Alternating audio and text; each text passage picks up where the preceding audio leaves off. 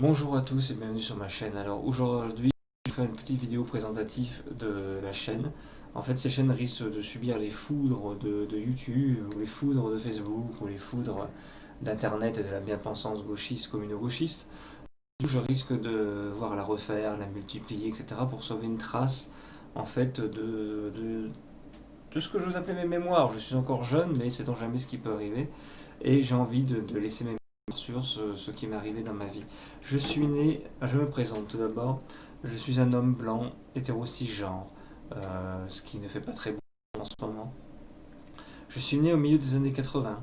Je suis né dans une petite ville de l'Est de la France, dans une petite ville de 28 000 habitants environ, qui comporte un gros quartier qui contient environ la moitié des habitants de la ville.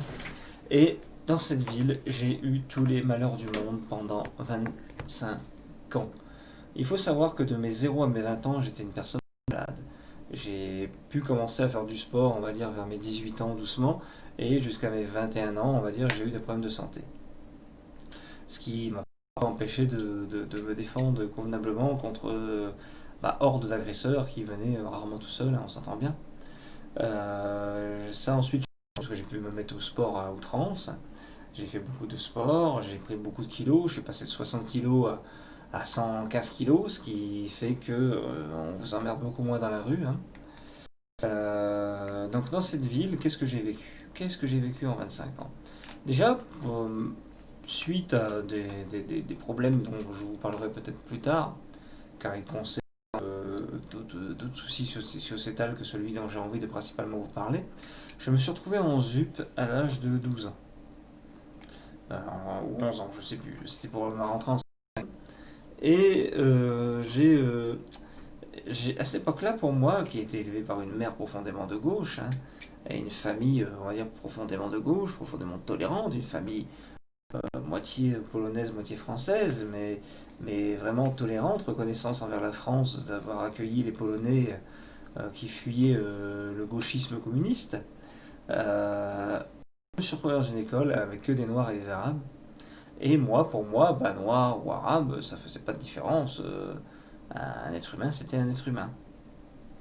Et je ne comprenais pas pourquoi on s'en prenait plus souvent à moi et aux gens de ma pigmentation de peau, plus souvent qu'aux autres. Et petit à petit, l'idée a fait son nid que ces gens-là seraient peut-être plus racistes.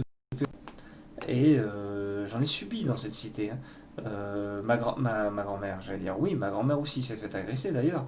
Mon grand-père s'est fait agresser exactement. C'était en Noël, un an avant le décès de mon grand-père, quelques mois avant le décès de mon grand-père. Des Arabes à qui j'avais eu des échauffourées ont lancé des cailloux avec dans la neige, parce qu'il neigeait ce Noël-là, dans la vitre de mon immeuble. Mon grand-père est sorti, parce que mon grand-père qui était un ancien résistant, qui a été prisonnier en Allemagne, il était très gentil, hein, il était méchant que personne, agressif pour dessous, mais il ne se laissait pas faire, mon grand-père.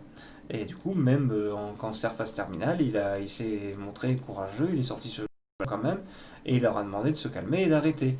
Et bien il a pris des boules de neige dans la gueule, il a pris des cailloux dans la tronche, lui qui avait 70 ans, qui était en phase terminale de cancer, hein, je le rappelle.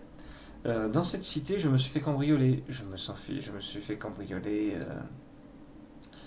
ma Xbox et ma PlayStation 2 à l'époque. Ma mère s'est fait cramer sa bagnole pendant les émeutes de 2005 et 2006. Et l'endroit où elle travaillait quand elle avait 55 ans s'est fait brûler.